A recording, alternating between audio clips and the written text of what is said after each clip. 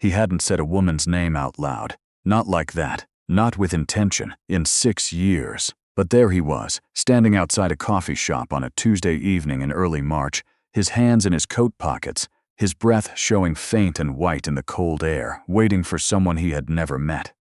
Her name was Jess. That was all he knew. That, and the fact that his 7-year-old son had been awake until 11 the night before making what he described, with complete seriousness, as a good luck card. Daniel hadn't wanted to go. He had said this to himself in the mirror that morning, and again in the truck on the way to the job site, and again in the break room at lunch when his coworker Pauline had asked him if he was nervous, and he had said no. He wasn't nervous. He was a 38-year-old man who had been doing his own laundry and packing his own lunches and remembering his son's library book return dates without any help for 6 years. He was not nervous about coffee. He was terrified. The street around him was ordinary, in the way that downtown streets were ordinary on a Tuesday. People moving through, heads down, the particular rhythm of a city that had somewhere to be. A streetcar groaned past on its tracks. Someone's dog pulled hard at a leash near the corner. The coffee shop window glowed amber in the cold, and Daniel stood outside it the way a person stands when they are not yet ready to go through a door, but are not yet ready to admit that either. He had been standing there for 9 minutes. His son's name was Callum. He was 7, missing his 2 front teeth, and had opinions about everything, the right way to stack pancakes, which side of the bed was the correct side, the exact temperature at which hot chocolate became acceptable versus too hot. He had found out about the coffee date the way Callum found out about most things, by being somewhere he wasn't supposed to be and paying far too much attention. Daniel had been on the phone with Pauline, walking through the kitchen, under the impression that Callum was in the other room watching something. Callum had not been in the other room. Callum had been sitting at the kitchen table with a half-eaten apple and the focused silence of someone gathering intelligence. "You have a girlfriend," Callum had announced, the moment Daniel hung up. "I don't have a girlfriend. I'm getting coffee with someone."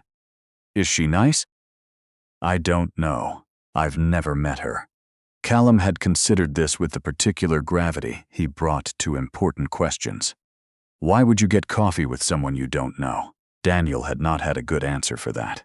Pauline had told him she knew someone, had said it the way Pauline said most things, directly, without a lot of ceremony, with the quiet certainty of a woman who had been right about enough things in her life that she'd stopped feeling the need to oversell it. "She lost someone too," Pauline had said. "She gets it. Just one coffee, Danny. Just go." He had said yes. He had spent the subsequent 5 days regretting it. The card was in his jacket pocket.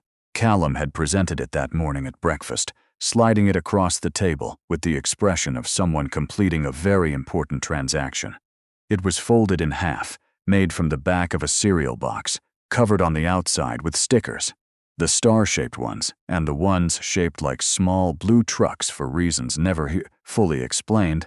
Daniel had started to open it. Callum had stopped him. "Not until you need it," he said. "When will I need it?" Callum had shrugged in the way that meant the answer was obvious, and he was waiting for Daniel to catch up. "You'll know." Daniel had put the card in his jacket pocket and had not touched it since. He checked his phone. 6:57. 3 minutes early, which meant she could arrive any moment, which meant he needed to go inside now, or he was going to be the person who made a woman open a heavy door herself in the cold, which was not who he was. He went inside.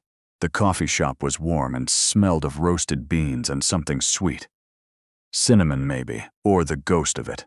Tables of varying sizes, soft lighting, the low murmur of other people's conversations folding in around him like a sound he had almost forgotten. He'd been to this place before, years ago, for different reasons, and he had a moment of disorientation that had nothing to do with the room and everything to do with who he'd been the last time he was in it. He took a table near the window. Ordered a coffee he didn't need. Watched the door. She came in at 7:03. He knew it was her the way you know things you don't have a logical basis for knowing. The way she paused just inside the entrance, scanning, and the way she found him and something in her shoulders shifted. Not relief exactly. Something quieter. Recognition, maybe, of the shape of the situation.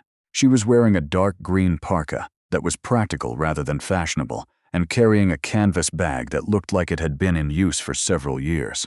Her hair was pulled back, not perfectly. She looked like someone who had come from somewhere real before this and would be going somewhere real after, and that, Daniel realized as he stood up, was more settling than he'd expected. "Jess?" he said. "Daniel." She said his name like she'd said it once or twice to herself already, getting used to the shape of it. "Sorry, the Spadina streetcar was." "You're not late," he said. She looked at the clock on the wall which said 7:04, and something flickered in her expression. "I'm a little late, barely counts." She sat down across from him and set her bag on the floor and unwound a scarf from around her neck and folded it on the table with the automatic efficiency of someone who had been managing their own things for a long time. Daniel watched her do this and felt unexpectedly less alone. She ordered tea. The server left them. It was quiet between them for a moment, not uncomfortable, just the particular quiet of two people calculating their footing at the same time. "Pauline said you're in construction," Jess said. "Site supervisor. Been doing it since I was 22. She said you're good at it. She said the same about you for what it's worth." Jess smiled at that, briefly, slightly skeptical. "She's enthusiastic. She is. She means well. She always does. That's the thing about her." He turned his cup once on the table. "She told me you work at a school, librarian, at an elementary school in the West End." Jess wrapped both hands around her mug of tea. "I've been there 8 years. I like it more than I expected to." "What did you expect?" She thought about it honestly, which he appreciated. "Quiet," she said. "I expected quiet. It's not quiet, but I don't know. It's good noise. Kids who find the right book for the first time, that's a specific kind of noise." "I got used to it," Daniel nodded.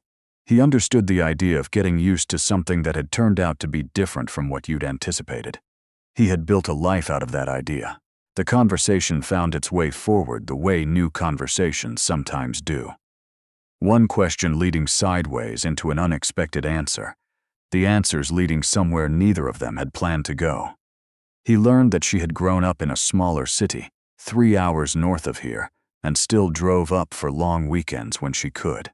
She learned that he had been in the same neighborhood for 12 years, had watched it change in ways he mostly didn't mind.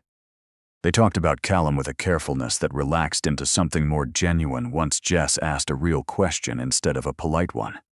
"What does he like?" she asked. "Not how old is he or what grade. What does he like?" "Anything with wheels," Daniel said. "Trucks, trains, anything mechanical. He wants to know how things work. Asks a lot of questions I can't fully answer." He paused. "He's a good kid. He's the reason I'm still functional, honestly. I say that in the least dramatic way possible. It doesn't sound dramatic," Jess said. Her voice was even. "It sounds accurate." He looked at her. There was something in the way she said it, not performing understanding, just having it. "Can I ask you something?" he said. "Sure, Pauline told me. She said you'd lost someone." He kept his voice level. "She didn't say more than that. I'm not. I'm asking because I know what that sentence means, and I didn't want to pretend I didn't know it was there." Jess was quiet for a moment. Her hands moved on the mug. "My husband," she said. 4 years ago. Accident on the highway, winter, the kind of thing that takes 3 seconds and rearranges everything after." She said it plainly, not without weight, but without the careful framing people sometimes used when they were managing how much of it you could handle. "I don't have kids. It's different without kids. The quieter kind of after." Daniel sat with that. He understood what she meant, and knew enough not to say so in a way that would flatten it. "The card in his pocket," he said, without meaning to say it exactly like that. She looked at him. He reached into his jacket and took out the card, set it on the table between them. He hadn't opened it since Callum gave it to him, and he was aware, as he unfolded the cereal box cardboard now, that there was something slightly absurd about opening his 7-year-old's artwork at a first coffee date with a woman he'd met 20 minutes ago. He opened it anyway. Inside, in the large uneven letters Callum used when he was concentrating hard, was a sentence. Below it, filling most of the card, a drawing, crayon, because Callum didn't trust markers for important work. The sentence said, "She probably needs a friend too." The drawing was two figures, one tall, one slightly shorter. Both of them were wearing what appeared to be winter coats. The shorter one had what might have been a hard hat. The taller one appeared to be holding something rectangular, which Callum had labeled in careful letters, "Book, book." They were stand beside each other. Neither of them was alone. Daniel sat with the card for a moment. He was aware of a tightening in his chest that was the particular kind that happened when something true arrived without warning. He pressed two fingers to the edge of the table and breathed steadily through it. "He's 7, Daniel said. He wasn't explaining. He didn't know exactly what he was doing. Jess had leaned forward slightly to see the card. She read it. She looked at the drawing. Her expression did something he couldn't name. Something careful and complicated and real in the way that things were real when they hadn't been rehearsed. "He spelled probably wrong," she said. Her voice was a little quieter than before. "He knows," Daniel said. "He just doesn't care about that part yet." The corner of her mouth moved. Good priorities. He folded the card carefully along Callum's original creases, which were not perfectly straight because they never were. "I should have waited," he said, "to show you that. It's a strange thing to put in front of someone 20 minutes in." "It wasn't strange," Jess said. She looked at the folded card, then she looked at him. "I mean it." It wasn't. He believed her. That surprised him. They stayed for another hour. He hadn't planned to stay an hour. He had a sitter, his neighbor Hugh, who was retired and reliably available, and claimed he didn't mind but definitely minded when it went past 9. And he'd told himself 1 coffee, an hour at most, polite and contained and easy to exit.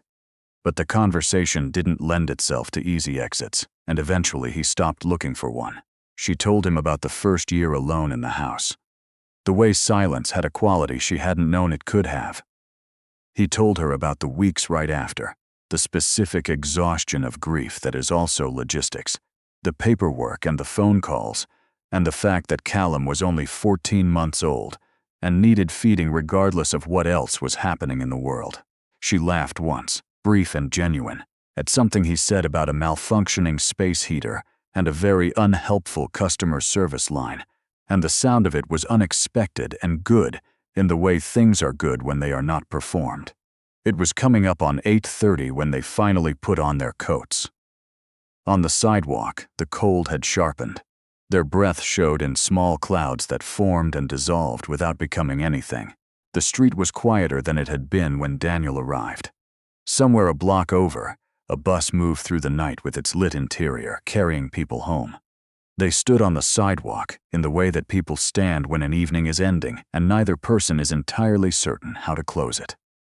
"I'm glad Pauline's relentless," Jess said. "She's very consistent," Daniel agreed.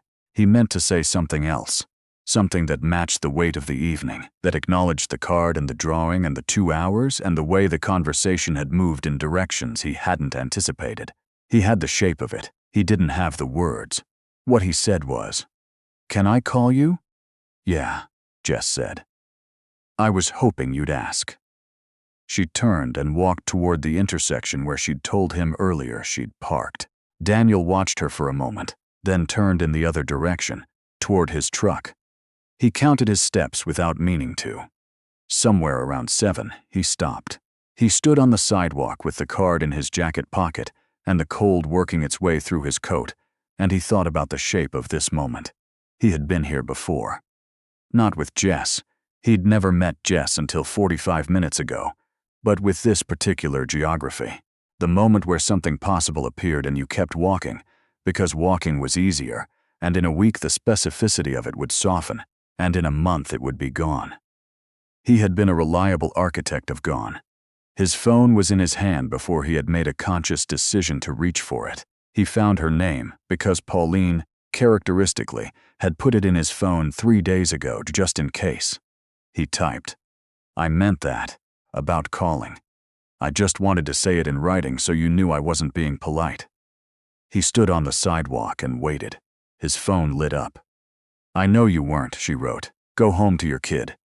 He put his phone in his pocket and walked the rest of the way to his truck, and the cold didn't feel as sharp as it had an hour ago. Hugh was watching a hockey game when Daniel got home.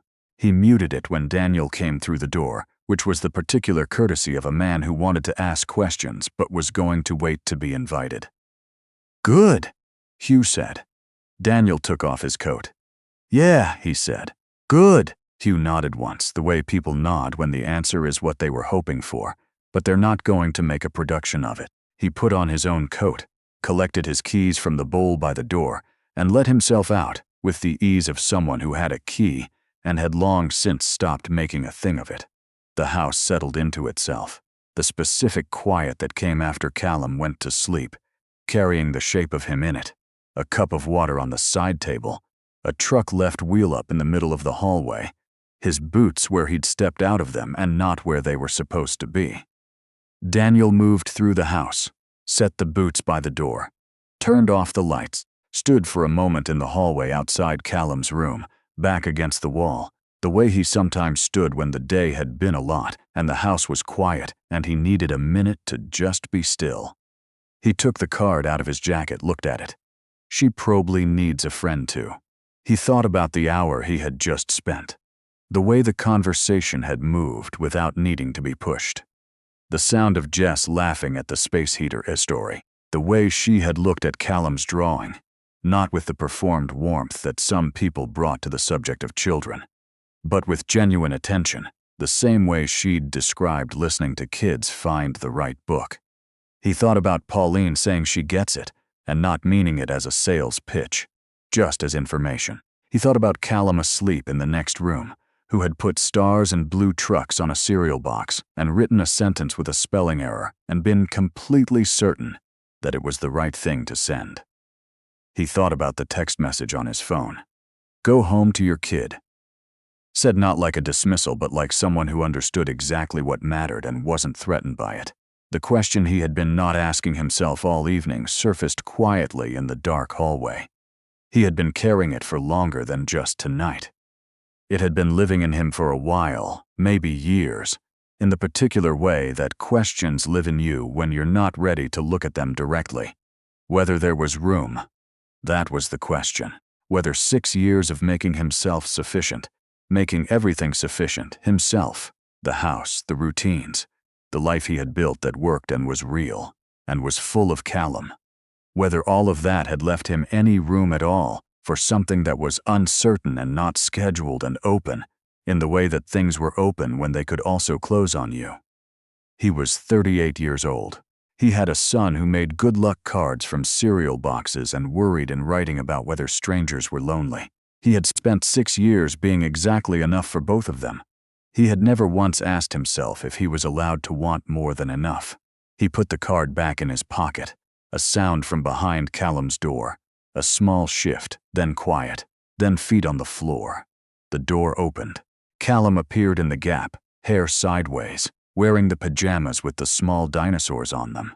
The old ones, slightly too short now, that he refused to give up because he'd had them a long time, and he was loyal to things he'd had a long time. He looked at Daniel the way children look at adults sitting in hallways in the dark, curious but not alarmed, because adults were frequently inexplicable, and there wasn't much point in being alarmed. He came and sat beside Daniel without being asked. He leaned into Daniel's arm and Daniel wrapped it around him the way his body did it automatically without needing to think. Callum was quiet for a moment. "How was it?" he asked. "Good," Daniel said. Callum nodded slowly, thinking this over. "Was she nice?" "Yeah." Daniel paused. "Yeah, she was." Callum sat with this in the serious way he sat with important information. "Is she still sad?" he asked. Daniel looked down at him. The question had no scaffolding, no cautious lead-in, just the thing itself offered the way Callum offered most things, directly, without apology.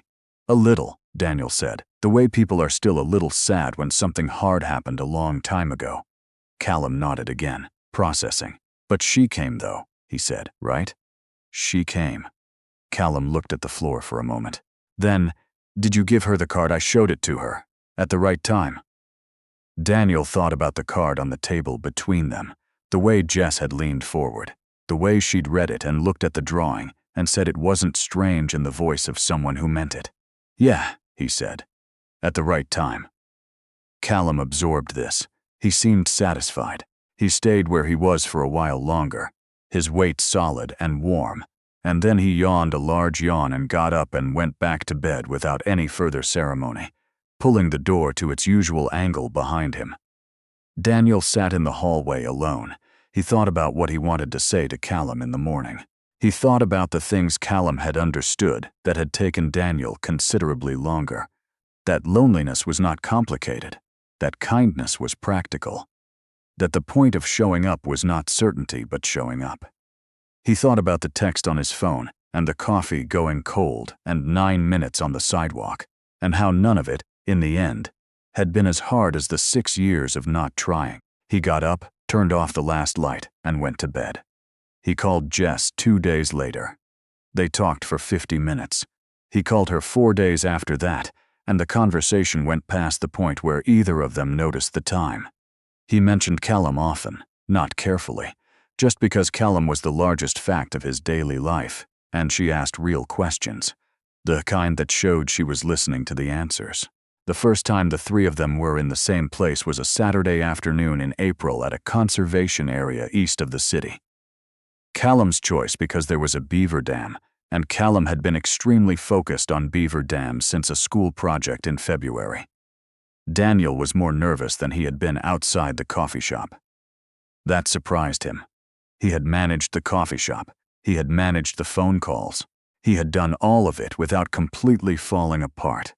And yet, standing in the parking lot of the conservation area with Callum beside him in his red jacket and the mud-colored boots he'd insisted on, watching Jess's car pull into the spot 2 over, Daniel felt something in his chest tighten in a way that had nothing to do with himself.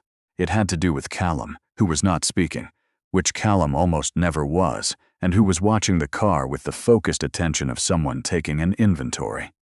Jess got out carrying a backpack and a thermos and wearing the same practical green parka from the coffee shop. She saw them across the parking lot. She raised a hand. Callum raised a hand back. They walked the trail to the beaver dam. Callum led, mostly, because he knew where he was going and had strong opinions about the pace. Jess asked him questions about the dam, real ones. She wanted to know how beavers sourced the materials and how they knew where to build and how long it took. Callum told her everything he knew, which was quite a lot for a 7-year-old, delivered in the rapid, certain voice he used when he was talking about things that mattered. Daniel walked beside them and said very little and felt something he hadn't expected to feel, the particular ease of not needing to manage anything, of a situation carrying itself. At the beaver dam, Callum crouched down to get closer and narrated what he was seeing in a low and respectful voice, the way he'd learned from a documentary. Jess crouched beside him. She didn't perform fascination. She was actually looking. On the way back, the trail narrowed through a wet section, and Callum negotiated it by walking between them, one hand finding the railing, and then, when the railing ended, finding Jess's hand instead. He did it the way he did things when he decided they were already reasonable, without asking, without ceremony. Jess looked at Daniel over Callum's head. Her expression was careful and full. And she didn't try to name it.